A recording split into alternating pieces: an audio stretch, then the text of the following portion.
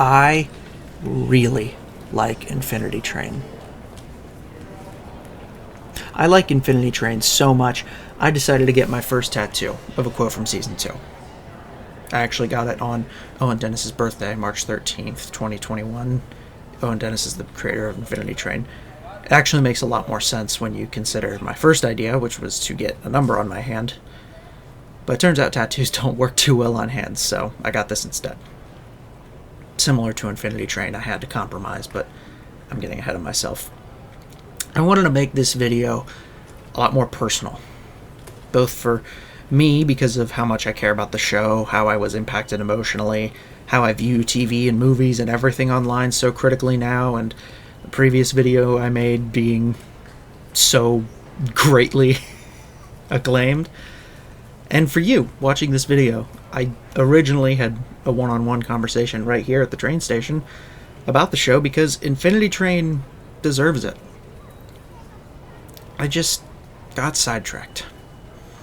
With work, 3 a.m. every weekend, art fight all July, but those are just excuses, and there's no reason I shouldn't give equal love and care to any project I make about one of my favorite things.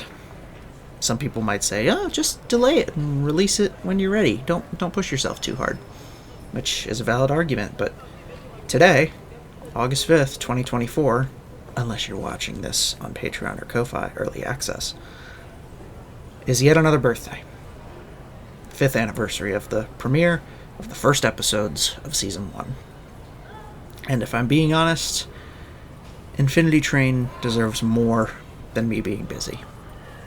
Now, picture yourself as a kid. Mid-2008, school's out for the summer. You get home and decide to watch some TV. You tune into one of your favorite channels, Cartoon Network. As the commercials end, a brand new show starts and shows some of the most horrifying, hyper-realistic close-ups that have ever been made. Jesus Christ, who thought this was a good show for kids? So you switch it to Power Rangers or something, but that show, that original show, was Flapjack, or The Marvelous Misadventures of Flapjack if you're annoying. Created by Thurp Van Orman, with the help of animators Pendleton Ward, Alex Hirsch, and J.G. Quintel. Pendleton Ward went on to create Adventure Time and Bravest Warriors. Some of the crew made even more shows. Rebecca Sugar with Steven Universe, Natasha Allegri with Bee and Puppycat, Patrick McHale with Over the Garden Wall, Ian Jones-Cordy with OKKO, Matt Burnett and Ben Levin with Craig of the Creek, Julia Pott with Summer Camp Island. Alex Hirsch went on to create Gravity Falls, which later spawned Dana Terrace's The Owl House and Matt Braley's Amphibia. J.G. Quintel went on to create Regular Show and later Close Enough. All of these shows have such cultural significance, such an impact on cartoons and kids watching them. Their entire histories deserve a place in a museum. Adventure Time alone had 10 whole seasons, 283 episodes, and that doesn't even include Distant Lands.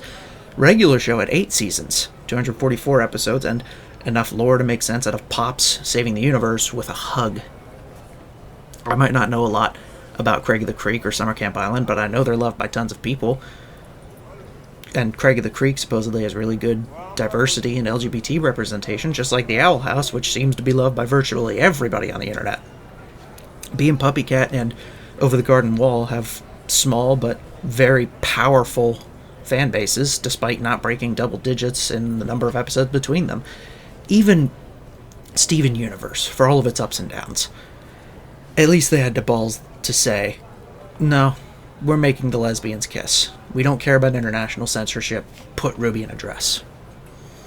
And as big of an impact as all of these shows had on me, as countless others, there is no show that holds a higher place in my heart than Infinity Train. Such a high place that I actually did a video essay on the show a few years ago before I knew what the hell I was doing. I wouldn't look it up, it's pretty bad. A little storyboard artist from Regular Show, Owen Dennis, local frogs and hats enthusiast, had the idea, what if a girl had an adventure on an infinite plane, which made so little sense he decided to scrap it immediately and change it to a train. And that's how it started, with a pilot. Not pilot like a plane, pilot like first episode, because trains have conductors. November 2nd of 2016, on Cartoon Network's YouTube channel, a little pilot that caught the small chunk of the internet by storm quickly gained enough traction to greenlight it for a full show. And, like I said before, 5 years ago today was the first episode of season 1. Quick synopsis for those who haven't seen the show, but also go watch the show. There's going to be a minor spoilers, and it might not be for the faint of heart, but this is some of the best storytelling I have ever seen. I could not talk this show up enough. I will sing its praises until the day I die. Season 1, Tulip Olson, whose parents were recently divorced, middle high school girl, enjoys programming and onions for some reason. She's excited to go to coding camp for the year, or for the weekend, but when she finds out her parents messed up the schedules and can't take her, she storms out of the house and tries to make it on her own.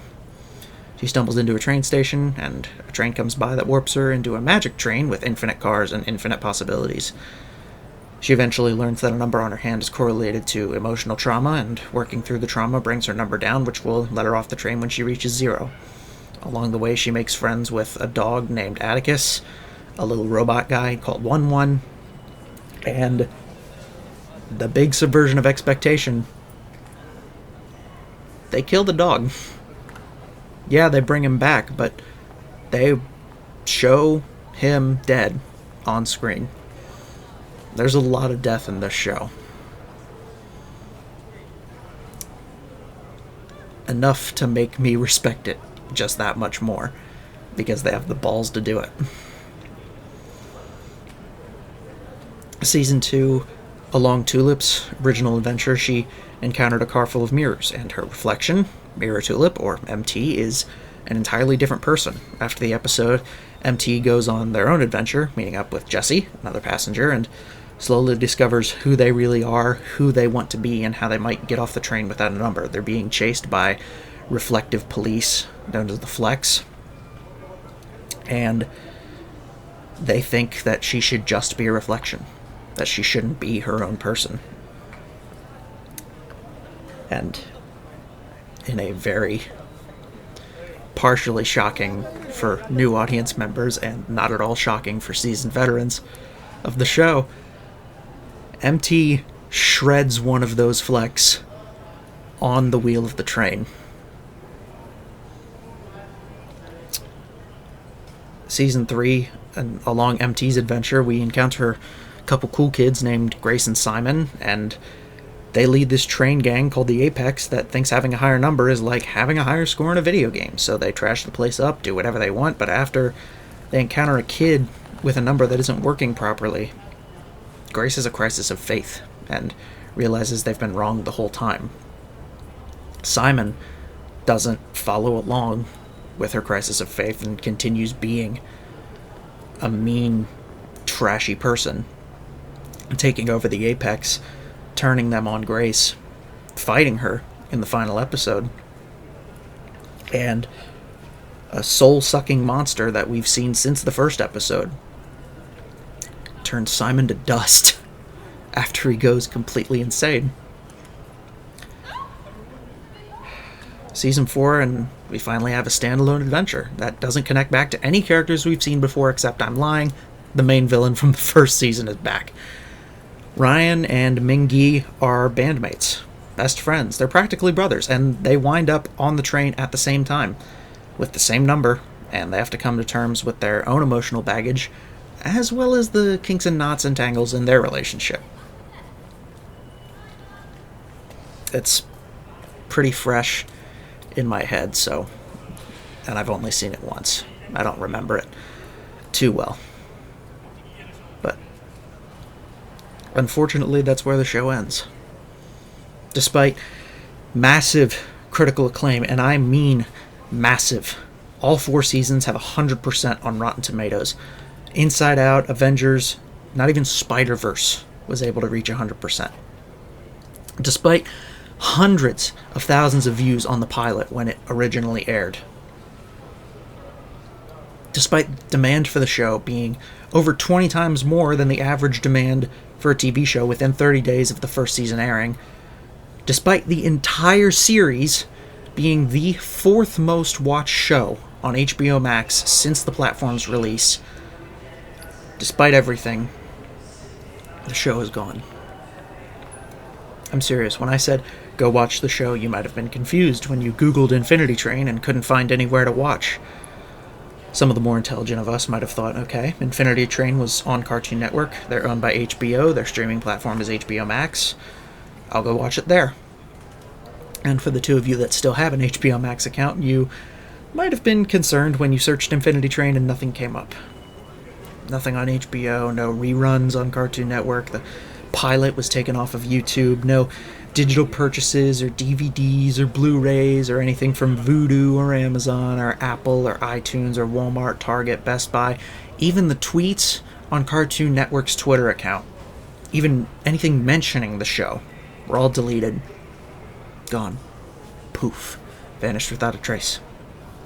The only remnant being Owen Dennis, his frogs and hats, and their affection for peg legs and eye patches. The only way you can watch Infinity Train now is through piracy. And I definitely do not condone piracy.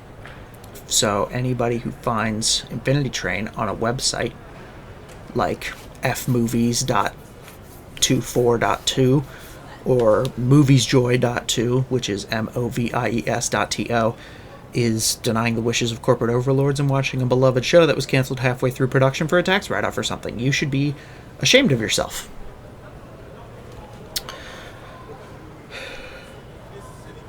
But regardless of all of this, fans were outraged. And I don't mean in the way that when Sonic first came out. Think of YouTube and music. Imagine one day YouTube just decides to remove all music from their platform. No more record labels, no more independent creators, no small musicians trying to learn how to play music, no more teachers, nothing. Your favorite artist, gone. You'd be pissed, right? That's what happened with Infinity Train. Users on HBO Max left in droves, taking to Twitter and Tumblr and Reddit and YouTube and everywhere else they could to voice their frustration and disappointment. DVDs sold out practically overnight. Digital purchases topped iTunes charts. When the dust settled and opinions were separated from the facts, we learned the full story. Mid-August of 2020, during Season 3's release, Owen Dennis said, "The team and I do have plans for future seasons, but the whole crew and most of the production staff have been laid off."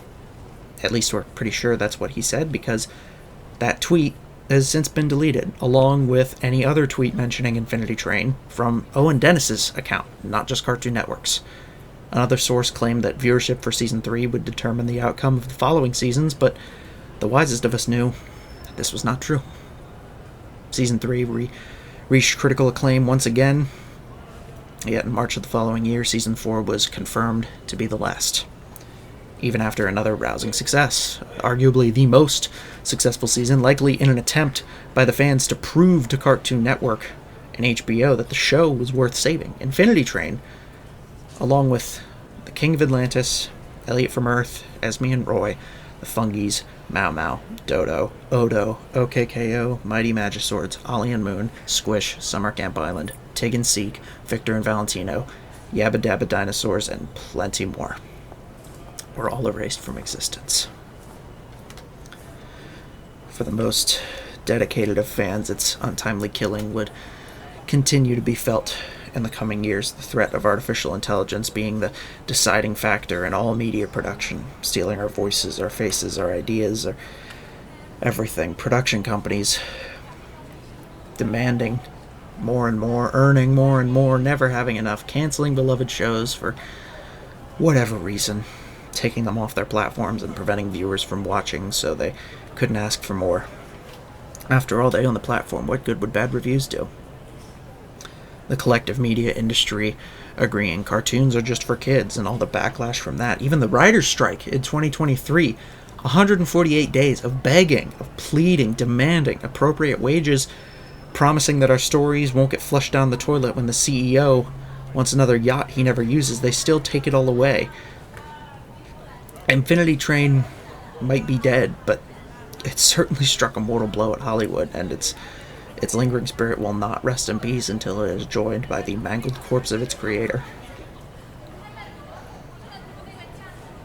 When I originally wanted to make this video, I wanted it to be a more talkative piece, a more friendly recollection of what was, and a cautionary tale to the future of creativity.